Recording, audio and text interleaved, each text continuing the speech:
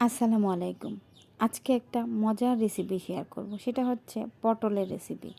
তো পটল কিন্তু আমরা অনেকভাবে খেয়েছি, তবে এইভাবে কে খেয়েছেন আমি জানি না। আজকের রেসিপি ফলো করে একবার বানিয়ে খাবেন, বিশ্বাস করেন এতটা মজার আর খুব সহজে কিন্তু বানিয়ে নেওয়া যায়। তো আমি একটু দেখিয়ে দিচ্ছি। পটলগুলোকে আমি ছিলে মাঝখান দিয়ে কেটে নিয়েছি। তারপর হলুদ লবণ মাখিয়ে এগুলোকে আমি তেলে ভেজে নিচ্ছি। পটলের সাথে আমি কিছুটা আলু ব্যবহার করেছি, আপনারা না চাইলে নাও করতে পারেন। তো এইভাবে করে উল্টে পাল্টে আমি পটলগুলোকে একটু ভেজে নিব। তো আমি ভিডিওতে দেখিয়ে দিচ্ছি কিভাবে ভেজে নিচ্ছি। এতটা টেস্টি আর এতটা মজাদার, মানে অন্য কোনো কিছু আপনি খাবেন না যদি এটা টেবিলে থাকে।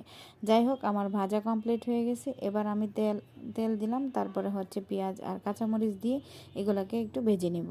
পেঁয়াজটা যখন ব্রাউন হয়ে যাবে সামান্য একটু পানি দিয়ে দিব আমি।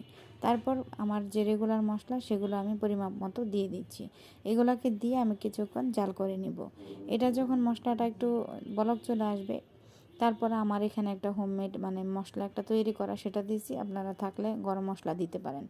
ওটা দিয়ে হচ্ছে আমি মানে ভেজে রাখা পটল আর আলু ওগুলাকে দিয়ে দিচ্ছি।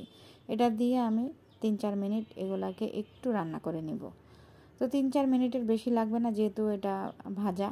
তো এইভাবে করে কিছুক্ষণ মানে রান্নার পরে তেল উপরে চলে আসবে, তার মানে আপনার রান্নাটা কমপ্লিট হয়ে গেছে। দেখতে এতটা লোভনীয় হয়েছে কি বলবো, আর খেতে দুর্দান্ত মজা। একবার হলো ট্রাই করবেন, ইনশাল্লাহ মানে রিভিউ দিতে বাধ্য হবেন। তো দেখুন, দেখতে যতটা না সুন্দর, খেতে কিন্তু তার চেয়ে বেশি মজা হয়েছে। তো একবার হলো ট্রাই করবেন। তো কেমন হয়েছে জানাবেন। সবাই ভালো থাকবেন। আল্লাহ হাফেজ।